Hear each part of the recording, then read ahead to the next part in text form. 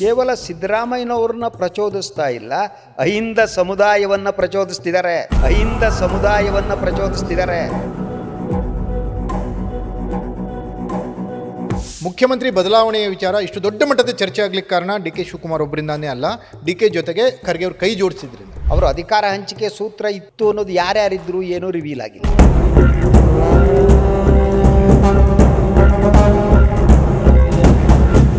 D K Shivakumar ಯಾವ ಒಂದು ಮಾನದಂಡ, ಆಧಾರ ಅಥವಾ ಒಂದು ನಂಬಿಕೆ, ವಿಶ್ವಾಸದ ಮೇಲೆ ಇವರು ರಾಜಕೀಯ ಮಹತ್ವಾಕಾಂಕ್ಷೆಯನ್ನು ಹೊತ್ಕೊಂಡು ಹೋಗ್ತಾರೆ? ಮೊದಲು ಇದುವರೆಗೆ ಅವರು ನಾನೇ ಅಂತಿರಲಿಲ್ಲ, ಸಿದ್ದರಾಮಯ್ಯನವ್ರ ಹೆಸರು ಸೇರಿಸ್ತಾ ಇದ್ರು. ಅದು ಒಂದು ಅವರ ಹಕ್ಕು ಅಂದ್ಕೊಂಡಿದ್ದಾರೆ, ಅದರ ಹತಾಶೆನೂ ಅದ್ರ ಜೊತೆಗೆ.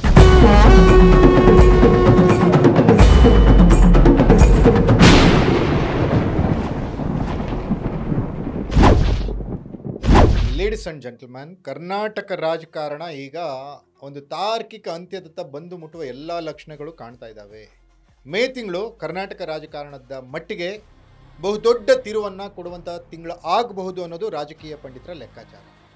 ಸತೀಶ್ ಜಾರಕಿಹೊಳಿ ಕ್ಲಿಯರ್ ಆಗಿ ಹೇಳಿದ್ದಾರೆ ಹೈಕಮಾಂಡ್ಗೆ, CM ಸೀಟು ವಿಚಾರಕ್ಕೆ ನೀವು ಬರಬೇಡಿ, ಕೈ ಹಾಕಬೇಡಿ ಅಂತ ಒಂಥರ ವಾರ್ನ್ ಮಾಡೋ ರೀತಿ ಹೇಳಿದ್ದಾರೆ. ಡಿ ಕೆ ಶಿವಕುಮಾರ್ ಕೂಲಿ ಕೇಳ್ತಾ ಇದ್ದಾರೆ. ಎಲ್ಲ ವಿಚಾರಕ್ಕೂ CM ಸಿದ್ದರಾಮಯ್ಯ ಮೌನವಾಗಿದ್ದುಕೊಂಡೇ ಗುಮ್ಲಿಕ್ಕೆ ತಯಾರಾಗ್ತಾ ಇದ್ದಾರೆ. ಈ ವಿಚಾರವಾಗಿ ಏನೇನಾಗ್ತಿದೆ ರಾಜಕಾರಣದಲ್ಲಿ, ಸಿದ್ದರಾಮಯ್ಯನವರ ಮುಂದಿರೋ ದಾರಿಗಳೇನು, ಡಿ ಕೆ ಶಿವಕುಮಾರ್ ಯಾವ ರೀತಿ ಸ್ಟೆಪ್ಪನ್ನು ಇಡಬಹುದು, ಹೈಕಮಾಂಡ್ ಯಾವ ರೀತಿ ಸೂತ್ರವನ್ನು ರೂಪಿಸ್ಬೋದು ಅನ್ನೋದನ್ನು ತಿಳಿಸ್ಕೊಡ್ಲಿಕ್ಕೆ ಖ್ಯಾತ ಪತ್ರಕರ್ತರು ಮತ್ತು focus TV editorial director Shri Shashidhar Bhat sir ನಮ್ಮ ಜೊತೆಗಿದ್ದಾರೆ. ಬನ್ನಿ ಅವರ ಕಾರ್ಯಕ್ರಮಕ್ಕೆ ಸ್ವಾಗತಿಸೋಣ. ಸರ್ ನಮಸ್ತೆ. ನಮಸ್ಕಾರ. ಕಾರ್ಯಕ್ರಮಕ್ಕೆ ಸ್ವಾಗತ. ಏನು ಸರ್, ಸತೀಶ್ ಡೆಲ್ಲಿನಲ್ಲಿ ಹೇಳಿರೋ ಮಾತು ತುಂಬ ಸದ್ದು ಮಾಡ್ತಾ ಇದೆ. ಅದಕ್ಕೆ ಪೂರ್ವಕವಾಗಿ ಕೆಲವು ಬೆಳವಣಿಗೆಗಳು ನಡೆದಿದೆ. ಏನಿದೆ ಇದ್ರ ಬಗ್ಗೆ ಇನ್ಫಾರ್ಮೇಷನ್? ಒಂದು ಬಹಳ ಮುಖ್ಯವಾಗಿ, ಎರಡೂ ಗುಂಪುಗಳೇನಿವೆ, ಎರಡೂ ಗುಂಪುಗಳು ಕಾರ್ಯಾಚರಣೆಯಲ್ಲಿ ನಿರತಾಗಿವೆ. ದೇರ್ ಸ್ಟ್ರಾಟಜಿಗಳು ಸಿದ್ಧ ಇವೆ. ಸ್ಟ್ರಾಟಜಿ ಡೈ ಅಂತ ಕೊಂಡ್ಬಿಟ್ಟಿದ್ದಾರೆ. ಹೌದು, ಸ್ಟ್ರಾಟಜಿಯನ್ನು ಅನುಷ್ಠಾನಗೊಳಿಸಿದ್ದಾರೆ. ಈ ಎರಡು ಗುಂಪುಗಳಲ್ಲಿ ಡಿ ಕೆ ಶಿವಕುಮಾರ್ ತಮ್ಮ ಪೇಷನ್ಸನ್ನು ಕಳ್ಕೊತಿದ್ದಾರೆ.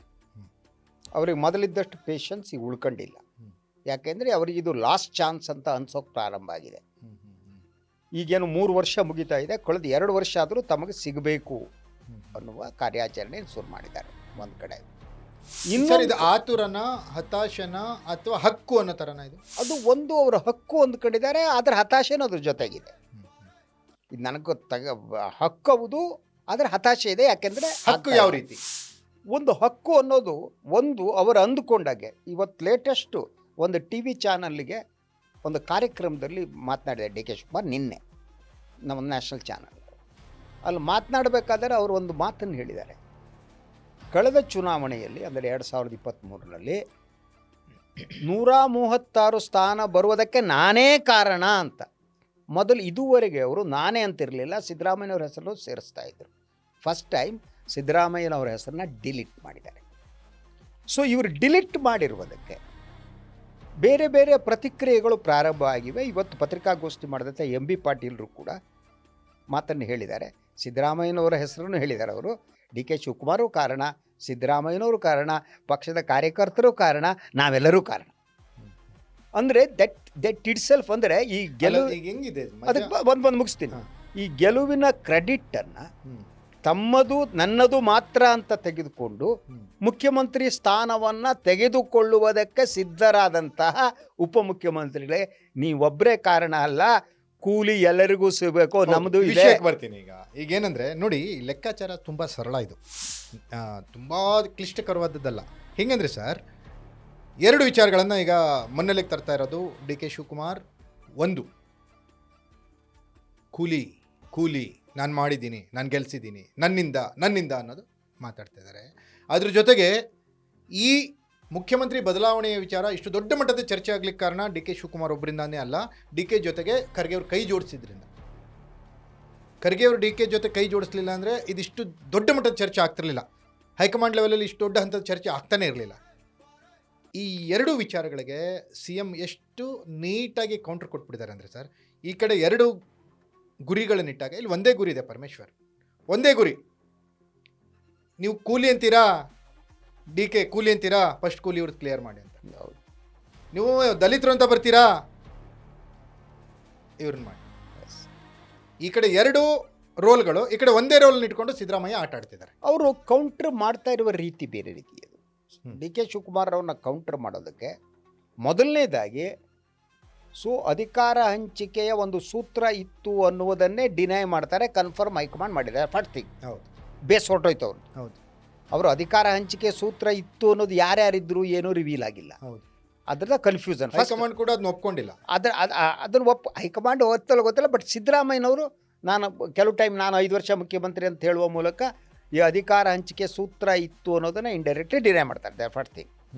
ಸೆಕೆಂಡ್ ಥಿಂಗ್, ಕಾಂಗ್ರೆಸ್ ಅಧ್ಯಕ್ಷರಾಗಿ ಪಕ್ಷವನ್ನು ನಾನು ಅಧಿಕಾರಕ್ಕೆ ತಂದಿದ್ದೀನಿ ಅನ್ನೋದನ್ನು, ನಾನು ಒಬ್ಬನೇ ಅನ್ನೋದನ್ನು ಅವರು ಸುಳ್ಳು ಅಂತ ಸಿದ್ದರಾಮಯ್ಯನವ್ರ ಗ್ಯಾಂಗ್ ಪ್ರೂವ್ ಮಾಡಕೊಟ್ಟಿದೆ. ನೀವೊಬ್ಬರೇ ಅಲ್ಲ, ನಾವೆಲ್ಲರೂ ಸೇರಿ ಪಕ್ಷ ಅಧಿಕಾರ. ಅಲ್ಲ ಸರ್, ಈಗ ನನ್ನ ಪ್ರಶ್ನೆ ಏನಂದ್ರೆ, ಈಗ ಡಿ ಕೆ ಶಿವಕುಮಾರ್ ಯಾವುದೇ ಬಾಣ ಬಿಟ್ಟರು ಅವ್ರು ಒಬ್ಬರೇ ಬಾಣ ಬಿಡ್ಬೇಕು ಈ ಕಡೆ ನಿಂತ್ಕೊಂಡು. ಅವ್ರ ಪರವಾಗಿ ಯಾರು ಬಾಣ ಬಿಡೋರು ಯಾರು ಇಲ್ಲ, ಅಥವಾ ಕತ್ತಿ ಹಿಡ್ಕೊಂಡು ಯುದ್ಧ ಮಾಡೋ ಸೈನಿಕರು ಯಾರು ಇಲ್ಲ ಅವ್ರ ಅಕ್ಕಪಕ್ಕದಲ್ಲಿ. ರಾಮನಗರದ ಇವ್ರಿದ್ದಾರೆ. ಅದೇ ಅವರೆಲ್ಲ ಯುದ್ಧ ಮಾಡೋರಲ್ಲ ಅವರು. ಅವರು ಸುಮ್ಮನೆ ಅವರು ಪುಂಗಿ ತರ ಕಹಳೆ ಊದೋದ್ ಬಿಟ್ಟು ಇವ್ರು ಪುಂಗಿ ಊದ್ಕೊಂಡು ಕೂತ್ಕೊಳ್ಳೋಂಥವ್ರು. ಆಯ್ತಾ ಸರ್, ಯುದ್ಧ ಮಾಡೋರು ಇವ್ರೊಬ್ರೇ. ಎಸ್ ಆದ್ರೆ ಈ ಕಡೆಯಿಂದ ನೋಡಿ, ಎಸ್ ಈ ಕಡೆಯಿಂದ ರಣಬೇಟೆಗಾರ ಯುದ್ಧ ಮಾಡ್ತಾ ಇಲ್ಲ. ಹೌದು. ಒಂದ್ ಕಡೆ ಸತೀಶ್, ಆ ಕಡೆ ಜಮೀರು, ಈ ಕಡೆ ಎಚ್ ಮಾದೇವಪ್ಪ, ಆ ಕಡೆ ಎಂ ಬಿ ಪಾಟೀಲ್. ನೋಡಿ, ಸಿಸ್ಟಮೆಟಿಕ್ ಆಗಿ ಬಹಳ ಸಿದ್ದರಾಮಯ್ಯನು ಬಳಸಿಕೊಳ್ಳುವುದಕ್ಕೆ ಅಹಿಂದ ಶಕ್ತಿ ಇದೆ. ಅವರಿಗೆ ಹಿರಿಯ ನಾಯಕರಿದ್ದಾರೆ, ಜೊತೆ ಗುಂಪಿದ್ದಾರೆ. ಆಯ್ತಾ. ಎರಡನೇದಾಗ ಅವ್ರು ಕೌಂಟರ್ ಮಾಡೋದಕ್ಕೆ ಸಿಸ್ಟಮೆಟಿಕ್ ಆಗಿ ಕೌಂಟರ್ ಮಾಡ್ತಾ ಇದ್ದಾರೆ. ಒಂದು ಬಹಳ ಸ್ಪಷ್ಟವಾಗಿ, ನೀವು ಕೂಲಿ ಕೇಳಿದರೆ ನೀವು ಪ್ರಸ್ತಾಪ ಮಾಡಿದಾಗ ಮೊದಲು ಡಾಕ್ಟರ್ ಪರಮೇಶ್ವರ್ ಅವ್ರು ಕೂಲಿ ಕೊಡಬೇಕು. ಕರೆಕ್ಟ್. ಅದಾದಮೇಲೆ ಇವ್ರು ಕೂಲಿ. ಆದಮೇಲೆ ನಾನೊಬ್ಬನೇ ಅನ್ನುವ ಮಾತನ್ನು ಇವ್ರು ಯಾರೂ ಒಪ್ಪಲ್ಲ. ಸಿದ್ದರಾಮಯ್ಯನವ್ರ ಇಮೇಜು, ಕಾರ್ಯಕರ್ತರ ಶ್ರಮ, ಆಯಾ ಕ್ಷೇತ್ರದಲ್ಲಿ ಬೇರೆ ಬೇರೆಯವರ ಹಿರಿಯ ನಾಯಕರ ಶ್ರಮ, ಇದರಿಂದ ಅಧಿಕಾರಕ್ಕೆ ಬಂದಿದ್ದೀವಿ. ಆದ್ದರಿಂದ ಇದು ಸಾಮೂಹಿಕವಾದ ಹೋರಾಟದ ಫಲವಾಗಿ ಅಧಿಕಾರಕ್ಕೆ ಬಂದಿದ್ದೇವೆ ಹೊರತು ನೀವೊಬ್ಬರೇ ಅಲ್ಲ. ಅಂದರೆ ಅವರ ಕೂಲಿಯ ಕ್ಲೇಮನ್ನೇ ಇವ್ರು ಡಿನೈ ಮಾಡ್ತಾರೆ. ಕರೆಕ್ಟ್.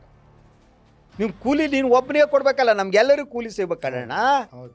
ನಿಮ್ಮ ಒಬ್ಬರಿಗೆ ಕೊಡಿ. ಆ ಮೂಲಕ ಹ್ಯಾಂಡಲ್ ಮಾಡ್ತಿದ್ದಾರೆ. ಅದರ ಜೊತೆಗೆ ಈಗ ಸತೀಶ್ ಜಾರಕಿಹೊಳಿ ಅವರು ಹೇಳಿದ್ದು ಬಹಳ ಮುಖ್ಯವಾದ್ದು. ಇದು ಪ್ಲ್ಯಾನ್ ಏನು ಅಂದರೆ, ಒಂದು ಅನಿವಾರ್ಯವಾಗಿ ಸಿದ್ದರಾಮಯ್ಯನವರು ಅಧಿಕಾರವನ್ನು ಬಿಡಬೇಕಾದಂಥ ಸ್ಥಿತಿ ಬಂದರೆ ಆಗ ಅಹಿಂದ ನಾಯಕತ್ವವೇ ಪರಮವಾದದ್ದು, ಅಹಿಂದ ನಾಯಕರೇ ಆಗಬೇಕು ಅನ್ನುವ ಮೂಲಕ ಅಹಿಂದ ಶಕ್ತಿಯನ್ನ ಜಾಗೃತಗೊಳಿಸ್ತಿದೆ. ಆಮೇಲೆ ಪಕ್ಷಾತೀತವಾಗಿ ಸರ್, ಅಹಿಂದ ನಾಯಕರು ಈ ಕೆಲವೊಂದು ಮಾತಾಡ್ತಿರೋ ಮಾತುಗಳನ್ನು ನೋಡಿದ್ರೆ ಅವ್ರು ಎಲ್ಲರ ವಿರೋಧವನ್ನ ಡಿ ಕೆ ಶಿವಕುಮಾರ್ ಕಟ್ಕೊಳ್ತಾ ಇದ್ದಾರನೋ ಅಂತ ಅನಿಸ್ತಾ ಇದೆ. ಹೌದು. ಈಗ ಆ ವಿರೋಧವನ್ನು ಏನಾದರೂ ಡಿ ಕೆ ಶಿವಕುಮಾರ್ ಕಟ್ಕೊಂಡ್ಬಿಟ್ರೆ ಡಿ ಕೆ ಶಿವಕುಮಾರ್ ಅವರ ರಾಜಕೀಯ ಭವಿಷ್ಯ ಮುಸುಕಾಗುತ್ತೆ. ನೀವು ನೋಡಿ, ಅದನ್ನ ಮಾತನಾಡಬೇಕಾದ್ರೆ ರಾಜಣ್ಣ ಅವರ ಮಾತುಗಳನ್ನು ಗಮನಿಸಿ. ಇವರು ಎಲ್ಲ ಅಹಿಂದ ನಾಯಕರುಗಳು ಕೇವಲ ಸಿದ್ದರಾಮಯ್ಯನವ್ರನ್ನ ಪ್ರಚೋದಿಸ್ತಾ ಇಲ್ಲ, ಅಹಿಂದ ಸಮುದಾಯವನ್ನು ಪ್ರಚೋದಿಸ್ತಿದ್ದಾರೆ. ಕರೆಕ್ಟ್. ಮತ್ತು ಇಡೀ ಅಹಿಂದ ಸಮುದಾಯವನ್ನು ಡಿ ಕೆ ಶಿವಕುಮಾರ್ ಅಥವಾ ಅಪ್ಪರ್ ಕಾಸ್ಟ್ ಪಾಲಿಟಿಕ್ಸ್ ಏನಿದೆ ಅದರ ವಿರುದ್ಧ ಸೆಟೆದು ನಿಲ್ಲುವಂತೆ ಮಾಡ್ತಿದ್ದಾರೆ. ಹೌದು. ಈಗ ಡಿ ಕೆ ಶಿವಕುಮಾರ್ ಅವ್ರಿಗೆ ಏನಾಗ್ತಿದೆ ಅಂದರೆ ಸರ್, ಈ ಕಡೆ ಅಹಿಂದ ನಾಯಕರ ವಿರೋಧ ಒಂದು ಕಡೆ, ಆಮೇಲೆ ಸ್ವಜಾತಿ ಒಕ್ಕಲಿಗರ ಗೌಡರು ಈ ಪ್ರಜ್ವಲ್ ರೇವಣ್ಣ ಕೇಸ್ ಆದಮೇಲೆ, ಹೌದು, ಅದಾದ ದೇವೇಗೌಡರ ಕುಟುಂಬದ ಬಗ್ಗೆ ಇವ್ರು ಮಾತಾಡಿರೋ ವಿಚಾರಗಳು, ಆಮೇಲೆ ಇವನ್ನೆಲ್ಲ ನೋಡಿದಾಗ ಗೌಡ್ರು ಕೂಡ ಇವ್ರನ್ನ ಸಂಪೂರ್ಣವಾಗಿ ಇವ್ರ ಬೆಂಬಲಕ್ಕೆ ನಿಲ್ಲುವಂಥ ಮನ್ಸು ಮಾಡದೇ ಇರುವಂಥ ಸಂದರ್ಭದಲ್ಲಿ ಲಿಂಗಾಯತರು ವಿಚಾರಗಳನ್ನೇ ಇವ್ರಿಗೆ ಡಿ ಕೆ ಶಿವಕುಮಾರ್ ಅವ್ರಿಗೆ ಯಾವತ್ತೂ ಅವ್ರ ಪರವಾಗಿ ಅಥವಾ ಮಾತು ಆ ಥರ, ಯಾಕಂದ್ರೆ ಅಲ್ಲಿ ಎಂ ಬಿ ಪಾಟೀಲ್ರ ಜೊತೆ ಕಿತ್ತಾಟ, ಇಲ್ಲಿ ಬಸವನಗೌಡ ಪಾಟೀಲ್ ಜೊತೆ ಕಿತ್ತಾಟ, ಈ ಥರ ಇರೋದ್ರಿಂದ ಡಿ ಕೆ ಶಿವಕುಮಾರ್ ಯಾವ ಒಂದು ಮಾನದಂಡ, ಆಧಾರ ಅಥವಾ ಒಂದು ನಂಬಿಕೆ, ವಿಶ್ವಾಸದ ಮೇಲೆ ಇವರು ರಾಜಕೀಯ ಮಹತ್ವಾಕಾಂಕ್ಷೆಯನ್ನು ಹೊತ್ಕೊಂಡು ಹೋಗ್ತಾರೆ? ಒಂದು ಡಿ ಕೆ ಅವರ ಕ್ಯಾರೆಕ್ಟರ್. ಅವರು ಏನು ಬಂದರೆ, ಅವರು ಸದನದಲ್ಲಿ ಒಂದು ಮಾತು ಹೇಳಿದರು.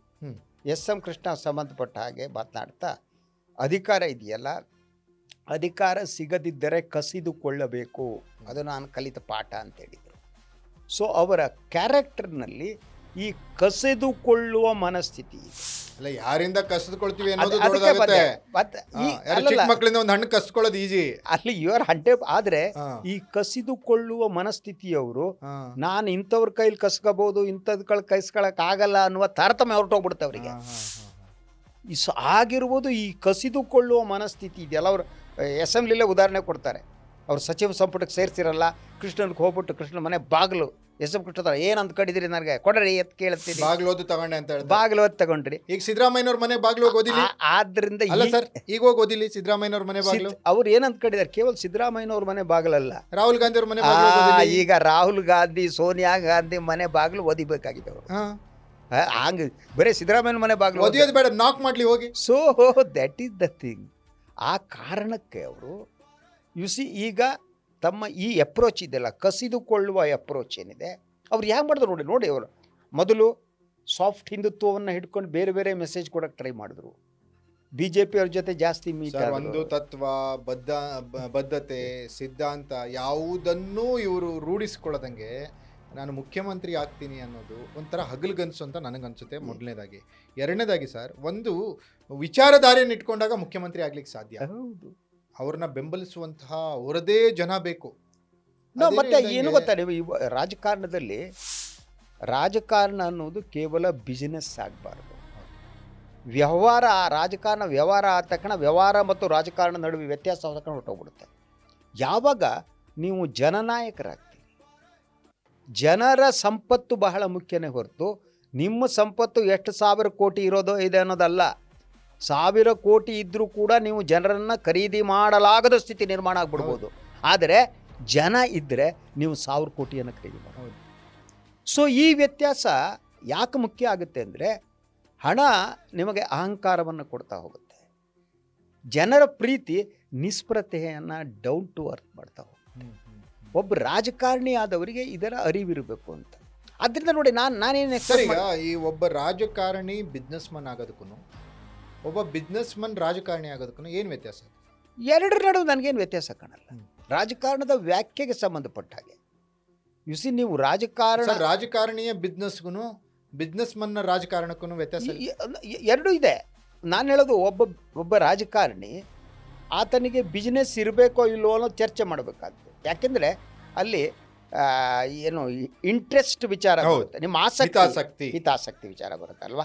ನಿಮ್ಗೆ ಇದು ನಿಮ್ಮ ವ್ಯವಹಾರ ಮುಖ್ಯ ಆದಾಗ ರಾಜಕಾರಣ ಸಾಹಿತ್ಯ ಸಾಮಾನ್ಯ ಜನರ ಇಂಟ್ರೆಸ್ಟ್. ಹೌದು, ಅಲ್ಲಿ ನಮ್ಮ ಹಿತಾಸಕ್ತಿ ಲಾಭ. ವ್ಯವಹಾರ ಅಂದರೆ ಬಿಸ್ನೆಸ್ ಅಂದ್ರೆ ಲಾಭ ಅಲ್ವಾ. ಸೊ ಬಿಸ್ನೆಸ್ನಲ್ಲಿ ರಾಮನ್ ಲೆಕ್ಕ ಇರುತ್ತೆ, ಕೃಷ್ಣ ದ್ರೋಹ ಚಿಂತನ ಅಲ್ವಾ. ಸೊ ಅದರಿಂದ ಭಾರತದ ರಾಜಕಾರಣವನ್ನು ಭಾರತೀಯರು ಅತಿ ಸೂಕ್ಷ್ಮವಾಗಿ ಪರಿಗಣಿಸ್ತಾರೆ. ಆಮೇಲೆ ಅವ್ರಿಗೆ ಇಷ್ಟ ಆಗೋದು, ನೀವು ರಾಜಕಾರಣಿಗಳು ನೋಡಿ, ಕರ್ನಾಟಕದ ರಾಜಕಾರಣದಲ್ಲಿ ದೇವರಾಜ ಅರಸು ತಗೊಳ್ಳಿ, ಅವ್ರು ಸತ್ತ ಮೇಲೆ ಅವ್ರ ಆಸ್ತಿನೇ ಇರಲಿ. ಬಂಗಾರಪ್ಪನವ್ರು ತಗೊಳ್ಳಿ, ಅವ್ರ ಮನೆಗೆ ಬಣ್ಣ ಹೊಡಿಯೋಕ್ಕೆ ದುಡ್ಡು ಇರಲಿಲ್ಲ ಅಲ್ವಾ. ಹೀಗೆ ಜನ ಎಸ್ ಎಂ ಕೃಷ್ಣ ಕೂಡ ಅವ್ರ ಮೇಲೆ ಕೆಲವೊಂದು ಆರೋಪಗಳು ಬಂದ್ರು ಕೂಡ ಅವ್ರ ಅಳಿಯ ಸಾಲ ಆಗ್ತಾ ಇತ್ತು. ರಾಮಕೃಷ್ಣ ಹೆಗಡೆ ಸ್ಥಿತಿನೂ ಹಾಗೆ ಇತ್ತು. ಹೌದು. ಸೊ ಜೆ ಎಚ್ ಪಟೇಲ್ ಅವ್ರ ಮಗ ಈಗ ಅದು ಇಲ್ಲಿ ಧ್ಯಾನ ಮಾಡ್ಕೊಂಡು ಓಡಾಡ್ತಿದ್ದಾರೆ. ಸೊ ಹೀಗೆ ಜನ ಇಷ್ಟಪಟ್ಟ ರಾಜಕಾರಣಿ ಕೂಡ, ಸಾರಿ ಬೊಮ್ಮಾಯಿ ಅಲ್ಲ, ಯಾರು ಗುಂಡೂರಾವ್ ಅವರು ತೀರ್ಕೊಂಡಾಗ ಅವ್ರ ಮನೆ ಕಟ್ಟಕ್ಕೆ ದುಡ್ಡು ಇರಲಿಲ್ಲ. ಯಾರ್ಯಾರೋ ದುಡ್ಡು ಇಟ್ಟಿದ್ರು ಅವ್ರು ಎತ್ಕೊಂಡು ಹೊಂಟು ಹೋಗ್ಬಿಟ್ಟು. ಮೊದಲಿನ ಬೊಮ್ಮಾಯಿ ಹಂಗೆ ಇತ್ತು ಕತೆ, ಈ ಬೊಮ್ಮಾಯಿ ಸ್ವಲ್ಪ ಏನೋ ಮಾಡ್ಕೊಂಡಿದ್ದಾರೆ. ಸೊ ಅದರಿಂದ ಒಂದು ರಾಜಕಾರಣ ಇದೆಯಲ್ಲ, ರಾಜಕಾರಣವನ್ನು ನಿಮ್ಮ ಶ್ರೀಮಂತಿಕೆ ಡಿಕ್ಟೇಟ್ ಮಾಡಿಕೊಡುದು. ಆಮೇಲೆ ಮತ್ತೊಂದು ಸರ್ ಗಮನಿಸಬೇಕಾದಂಥ ಅಂಶ ಅಂತ, ಕಳೆದ 2 ದಶಕಗಳಿಂದ ಈ ರಾಜ್ಯದ ನಾಯಕತ್ವ ಈ 3 ಜನರ ನಡುವೆನೇ ಗಿರ್ಗಿಟ್ಲೆ ಥರ ಸುತ್ತಾ ಇದೆ. ಒಬ್ಬರು ಎಚ್ ಡಿ ಕುಮಾರಸ್ವಾಮಿ, ಮತ್ತೊಬ್ಬರು BS ಯಡಿಯೂರಪ್ಪ, ಮತ್ತೊಬ್ಬರು ಸಿದ್ದರಾಮಯ್ಯ. ಹೌದು. ಈ 3 ಜನರು ಯಾವಾಗ ರಾಜಕೀಯ ಉತ್ತುಂಗಕ್ಕೇರಿದ್ರು, ರಾಜಕಾರಣದ ವ್ಯಾಖ್ಯಾನ ಬದಲಾಯಿತು. ಮತ್ತು ರಾಜಕಾರಣಿಗಳಂದ್ರೆ ಹಣ ಮಾಡ್ಕೊಳ್ಳುವಂಥದ್ದು ಅನ್ನೋ ಥರ ಶುರುವಾಯಿತು. ಯಾವಾಗ ನಮಗೆ ಬಳ್ಳಾರಿ ಮೈನ್ಸ್ನ ದುಡ್ಡು ಯಥೇಚ್ಛವಾಗಿ ಶುರುವಾಯಿತು, ಅಲ್ಲಿಂದ ರಾಜಕಾರಣ ಹಳಿ ತಪ್ಪಿತು ಸರ್. ಇಂಥ ಸಂದರ್ಭದಲ್ಲಿ DK ಶಿವಕುಮಾರ್ ಆಡ್ತಾ ಇರುವಂಥ ಈ ಗೇಮ್ ಏನಿದೆಯಲ್ಲ, ಇದು DK ಶಿವಕುಮಾರ್ಗೆ ಎಷ್ಟು ತಂದು ಕೊಡುತ್ತೆ? ಅದನ್ನೇ ನೀವು ಹೇಳೋಕೆ ಹೋದ್ರೆ, ನೀವು 3 ಜನ ಹೆಸರು ಪ್ರಸ್ತಾಪ ಮಾಡಿದ್ರಲ್ಲ, ಅವರ ಎಲ್ಲ ದೌರ್ಬಲ್ಯಗಳ ನಡುವೆ ಅವರ ಜನರ ನಡುವಿನಿಂದ ಎದ್ದ ನಾಯಕರು ಅವರು. ಕರೆಕ್ಟ್. ಯಡಿಯೂರಪ್ಪನವರು ಸೈಕಲ್ ಮೂಲಕ ಪಕ್ಷವನ್ನು ಕಟ್ಟಿದವರು ಅಲ್ವಾ. ಸೊ ಇಳಿದವರು ಹಾಗೆ ಜನನಾಯಕರು. ಲೋಕ ಕುಮಾರಸ್ವಾಮಿನೂ ನೀವು ಜನನಾಯಕರು, ಬಂದ್ರು ಕೂಡ ಅವರ ಫಸ್ಟ್ ಆದಾಗ ಅವರು ಜನನಾಯಕರು. ಸಿದ್ದರಾಮಯ್ಯನವರು ಯಾವುದೋ ಒಂದು ಮೂವ್ಮೆಂಟ್ ಇಂದ ಬಂದವರು. ಅವರ ಮೇಲೆ ಇದ್ದಂಥ ಪ್ರಭಾವ, ಪ್ರೊಫೆಸರ್ ನಂಜುಂಡಸ್ವಾಮಿ ಅವರದ್ದು ವೈಚಾರಿಕರ ಪ್ರಭಾವ, ಇನ್ನೊಂದು ಅದರಿಂದ ಅವರ ಹಿನ್ನೆಲೆ ಇದೆಯಲ್ಲ, ಅದು ಜನರಾಜಕಾರಣವನ್ನು ರಿಪ್ರೆಸೆಂಟ್ ಮಾಡೋದೇ ಆಗಿದೆ ಅಂತ. ಈ ಜನರಾಜಕಾರಣವನ್ನು ಯಾವ ರಿಪ್ರೆಸೆಂಟ್ ಮಾಡ್ತೀರಿ ನೀವು, ಇವತ್ತಿರಲಿ ಬಿಡಲಿ ಜನ ನಿಮ್ಮನ್ನು ಪ್ರೀತಿಸ್ತಾರೆ. ಆದರೆ ಈ ಜನರಾಜಕಾರಣಕ್ಕೆ ವಿರುದ್ಧವಾದ ಸಂಪತ್ತಿನ ರಾಜಕಾರಣ ಇದೆಯಲ್ಲ, ಅದು ನಿಮಗೆ ಜನಬಲವನ್ನು ತಂದು. ಹೌದು, ನಮ್ಮ ಕರ್ನಾಟಕದಲ್ಲಿಯೂ ಅಷ್ಟೇ ಅಲ್ಲದೆ ಇಡೀ ದೇಶದಲ್ಲೇ ಹಣವಂತನಾದವನು ರಾಜಕಾರಣಿಯಾಗಿ ಜನರ ಮನಸ್ಸಿನಲ್ಲಿ ಹೆಸರು ಮಾಡಿರೋ ಎಕ್ಸಾಂಪಲ್ಸ್ ನಮ್ಗೆ ಸಿಗಲ್ಲ. ಇಲ್ಲವೇ ಇಲ್ಲ. ಅವ್ರಿಗೆ ಅವಕಾಶಗಳು ಅಷ್ಟು ಸಿಕ್ಕಿರೋದು ಎಕ್ಸಾಂಪಲ್ಸ್ ಕಮ್ಮಿ. ನೀವು ಇವತ್ತಿನ ಜನ ಯಾರನ್ನ ನೆನಪು ಮಾಡ್ಕೋತಾರೆ ನೋಡಿ, ಮತ್ತು ಅವ್ರು ಕೊನೆಗಾಲದಲ್ಲಿ ಅವ್ರು ಹೆಂಗಿದ್ರು ನೋಡಿ. ಅವ್ರು ಸಾವಿರಾರು ಕೋಟಿ ಆಸ್ತಿ ಆಗಿರಲಿಲ್ಲ. ಚುನಾವಣೆಗೆ ಇನ್ನೊಂದು ಬೇಕಾದ್ರೆ ದುಡ್ಡು ತಗೋತಿದ್ರು, ಖರ್ಚು ಮಾಡ್ತಿದ್ರು. ನನಗೆ ಗೊತ್ತಿರೋ ಭಾಳಷ್ಟು ರಾಜಕಾರಣಿಗಳು ಈ ಚುನಾವಣಾ ಫಂಡ್ ಬಂದಾಗ, ನಾನು ಹೆಸರು ಹೇಳೋಕೆ ಹೋಗಲ್ಲ, ಕೈಲಿ ಮುಟ್ತಿರ್ಲಿಲ್ಲ. I know that. ಬಂದಾಗ ಎಸ್ ಅಲ್ಲಿ ಇದೆಯಪ್ಪ ಕೊಟ್ಬಿಡಪ್ಪ, ಇವನಿಗೆ ಕೊಟ್ಬಿಡಪ್ಪ, ಈ ಊರಿನಲ್ಲಿ ಇಲೆಕ್ಷನ್ ಕೊಟ್ಬಿಡ, ನನಗೆ ಬೇಡ ತಗೊಂಡೋಗು ಅಂಥ ಪ್ರಾಮಾಣಿಕರು. ಆದರೆ ನೀವು ಹಣದ ತೈಲಿಯ ಮೂಲಕ ರಾಜಕಾರಣ ಮಾಡೋದಿದೆಯಲ್ಲ, ಅದು ಎಲ್ಲ ಕಾಲಕ್ಕೂ ಸಕ್ಸಸ್ ತಂದು ಕೊಡಲ್ಲ. The problem with D K Shivakumar is the conflict between business and politics. That is is major problem. ಅವರಿಗೆ ಪಟ್ಟ ಸಿಗದೆ ಇರೋದಕ್ಕೂ ಇದು ಕಾರಣ ಆಗ್ಬೋದು ಅಂತ ನನಗನ್ಸುತ್ತೆ. ಯಾಕೆಂದರೆ ಅವ್ರು ನೋಡಿ, ಅವರ ಸುತ್ತಮುತ್ತಲಿರೋ ಬಹುತೇಕ ಶಾಸಕರುಗಳು ಅದೇ ಮನಸ್ಥಿತಿಯ ಬಿಸ್ನೆಸ್ ಓರಿಯೆಂಟೆಡ್ ಪೀಪಲ್ ಆಗಿದ್ದಾರೆ. ನೀವು 4-6 ಹೆಸರುಗಳನ್ನ ನಾವು ಹೇಳ್ಬೋದು, ಎಂತ ಅವ್ರು ಹೆಂಗಿದ್ರು ಇದ್ದಾರೆ. ಸರ್ ವಿನಯ್ ಕುಲಕರ್ಣಿ ಸರ್ ಅಲ್ವಾ, ವೀರೇಂದ್ರ ಪಪ್ಪಿ, ಕದ್ಲೂರು ಉದಯ್, ತಮ್ಮಯ್ಯ ಲೆಕ್ಕ ಅಲ್ವಾ. ಅವರು ಯಾವುದರಿಂದ ಪಾಪ್ಯುಲರ್ ಬಂದ ನಂತರ ಹ್ಯಾರಿಸ್ ಮತ್ತು ಅವರು ನಲ್ಪಾಡ್. ಸೊ ಅಂದರೆ ನಿಜವಾದ ಜನನಾಯಕರನ್ನು ರೂಪಿಸುವುದು ಮತ್ತು ನಿಜವಾದ ಜನನಾಯಕರಾಗೋದು ಆಲ್ವೇಸ್ ಚಾಲೆಂಜಸ್. ಇಂಥ ಜನಗಳು ದುಡ್ಡಿದೆ ಗೆಲ್ತಾರೆ, ನಾಳೆ ಹೊರಟೋಗ್ತಾರೆ. ಅದರಿಂದ ಅವರ ಪೊಲಿಟಿಕಲ್ ಕಲ್ಚರ್ ಇದೆಯಲ್ಲ, ಅದು ಭಾಳ ಮುಖ್ಯವಾದ್ದು. ಡಿ ಕೆ ಶಿವಕುಮಾರ್ ವಿಚಾರದಲ್ಲಿ ಅವರು ಇನ್ನೂ ಜನನಾಯಕರಾಗಿ ಬೆಳಿಬೇಕು. ಈಸ್ ನಾಟ್, ನೀವು ಜನನಾಯಕರಾಗಿಲ್ಲ ಅವ್ರು ಇನ್ನೂ.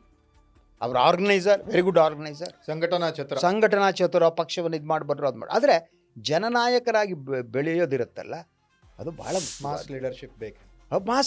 ಬೇಕು. ಮತ್ತು ಒಂದು ಹೃದಯ ವೈಶಾಲ್ಯತೆ ಅದು ಎಲ್ಲರೂ ನಮ್ಮವರು ಅನ್ನುವಂಥ ಭಾವನೆ ಬೇಕು. ಸೊ ನಡವಳಿಕೆಯಲ್ಲಿ ಅದು ಅಹಂಕಾರ ಅಂತ ಅನಿಸ್ಕೊಡುದು, ದುಡ್ಡಿನ ಮದ ಅಂತ ಅನಿಸ್ಕೊಡುದು, ಡೌನ್ ಟು ಅರ್ತ್ ಅಂತ ಅನಿಸ್ಬೋದು. ಸೊ ಅಂಥ ಕೆಲವು ಗುಣಗಳನ್ನು ಅವರು ಅಳವಡಿಸಿಕೊಳ್ಳಬೇಕಾದ ಅನಿವಾರ್ಯತೆ ಇದೆ. ಓಕೆ, ಈಗೇನಾದರೂ ನಡೀತಾ ಇರುವಂಥ ಬೆಳವಣಿಗೆಗಳು ಸರ್, ಮೇದಲ್ಲಿ ರಾಜ್ಯದಲ್ಲಿ ಏನೋ ಒಂದು ರಾಜಕೀಯ ವಿಪ್ಲವಕ್ಕೆ ನಾಂದಿ ಹಾಡುತ್ತೆ ಅನ್ನೋ ಥರದ ಮಾತುಗಳು, ಇದ್ರ ಬಗ್ಗೆ ಏನು ಹೇಳ್ತಾರೆ? ಸಾಧ್ಯ ಇದೆ. ರಾಜಕಾರಣದಲ್ಲಿ ಹೀಗೆ ಆಗುತ್ತೆ ಅಂತ ಹೇಳೋಕ್ಕಾಗಲ್ಲ. ಬಟ್ ಈ ಲಕ್ಷಣಗಳು ನೋಡಿದ್ರೆ, ಈ ರೋಗ ಲಕ್ಷಣಗಳು ಕಾಣ್ತಾ ಇದೆ. ಈ ಜ್ವರ 4 ದಿನ ಬಿಟ್ಟು ಬರ್ಬೋದು, ಇವತ್ತಿಂದ ಸ್ವಲ್ಪ ಶೀತ ನೆಗಡಿ ಸ್ಟಾರ್ಟ್. ಹೌದು, ರೋಗ ಲಕ್ಷಣಗಳಿವೆ. ಈ ರೋಗ ಲಕ್ಷಣಗಳು ಏನು ತೋರಿಸ್ತವೆ ಅಂದರೆ, ಒಂದು ಈ ರೋಗಿ ಉಳ್ಕತಾರ ಗೊಟಕ್ಕಂತಾರ ಗೊತ್ತಿಲ್ಲ, ಯಾವ ರೋಗ ಅನ್ನೋದು ಗೊತ್ತಿಲ್ಲ, ಯಾವ ರೋಗವಾಗಿಯೂ ಪರಿವರ್ತನೆ ಆಗ್ಬೋದು. ಸರಿ, ಹೈಕಮಾಂಡ್ ಹತ್ರ ಈ ಮದ್ದು ಇದೆಯಾ ಸರ್ ರೋಗಕ್ಕೆ? ಕಾಂಗ್ರೆಸ್ ಹೈಕಮಾಂಡು ಯಾವತ್ತೂ ಮದ್ದು ಇಟ್ಕೊಂಡಿರಲ್ಲ. ನೀವು ಭಾಳಷ್ಟು ಉದಾಹರಣೆಗೆ ರಾಜಸ್ಥಾನದಲ್ಲಿ ಏನು ಮಾಡ್ಕೊಂಡ್ರು ಗೊತ್ತಿದೆ, ಮಧ್ಯಪ್ರದೇಶದಲ್ಲಿ ಏನಾಯಿತು ಅಂತ ಗೊತ್ತಿದೆ. ಸೊ ಅವರು ಆ ಸಮಯಕ್ಕೆ ಪರಿಹಾರವನ್ನು ಹುಡುಕಕ್ಕೆ ಹೋಗ್ತಾರೆ. ಆದರೆ ಆ ಪರಿಹಾರವೇ ಆಗದೇ ಇದ್ದರೆ ಪಕ್ಷ ನಾವು that is the situation. Yes sir. ಹಾಗಾದರೆ ಕಾಂಗ್ರೆಸ್ ಈಗ ಸಂಕಷ್ಟದಲ್ಲಿ, ಅನುಮಾನನೇ ಇಲ್ಲ. ಮೇ ಇದೆಯಲ್ಲ, ಮೇ ತಿಂಗಳು ಡೆಡ್ಲಿ. ಏನಾಗುತ್ತೆ ಅಂತ ಹೇಳೋಕ್ಕೆ ಸಾಧ್ಯ ಇಲ್ಲ. ಯಾಕಂದರೆ ಎರಡೂ ಗುಂಪುಗಳು ಕಾಂಪ್ರಮೈಸ್ ಆಗುವ ಸ್ಥಿತಿಯಲ್ಲಿಲ್ಲ.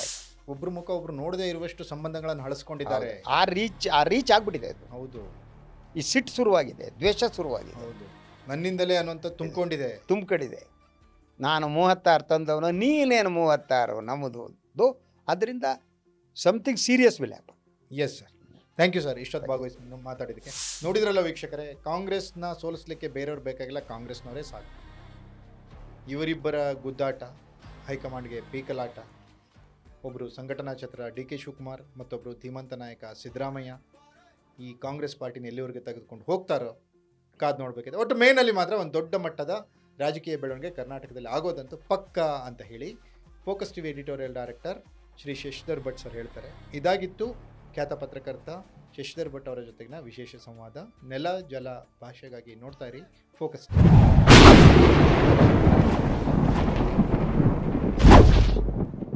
ಕೇವಲ ಸಿದ್ದರಾಮಯ್ಯನವ್ರನ್ನ ಪ್ರಚೋದಿಸ್ತಾ ಇಲ್ಲ, ಅಹಿಂದ ಸಮುದಾಯವನ್ನು ಪ್ರಚೋದಿಸ್ತಿದ್ದಾರೆ.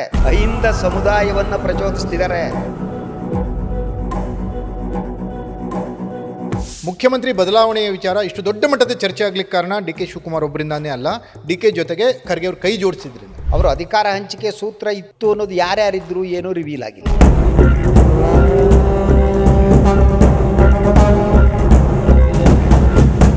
ಕೆ ಶಿವಕುಮಾರ್ ಯಾವ ಒಂದು ಮಾನದಂಡ, ಆಧಾರ ಅಥವಾ ಒಂದು ನಂಬಿಕೆ, ವಿಶ್ವಾಸದ ಮೇಲೆ ಇವರು ರಾಜಕೀಯ ಮಹತ್ವಾಕಾಂಕ್ಷೆಯನ್ನು ಹೊತ್ಕೊಂಡು ಹೋಗ್ತಾರೆ? ಮೊದಲು ಇದುವರೆಗೆ ಅವರು ನಾನೇ ಅಂತಿರಲಿಲ್ಲ, ಸಿದ್ದರಾಮಯ್ಯನವ್ರ ಹೆಸರು ಸೇರಿಸ್ತಾ ಇದ್ರು. ಅದು ಒಂದು ಅವರ ಹಕ್ಕು ಅಂದ್ಕೊಂಡಿದ್ದಾರೆ, ಅದರ ಹತಾಶೆನೂ ಅದ್ರ ಜೊತೆಗೆ.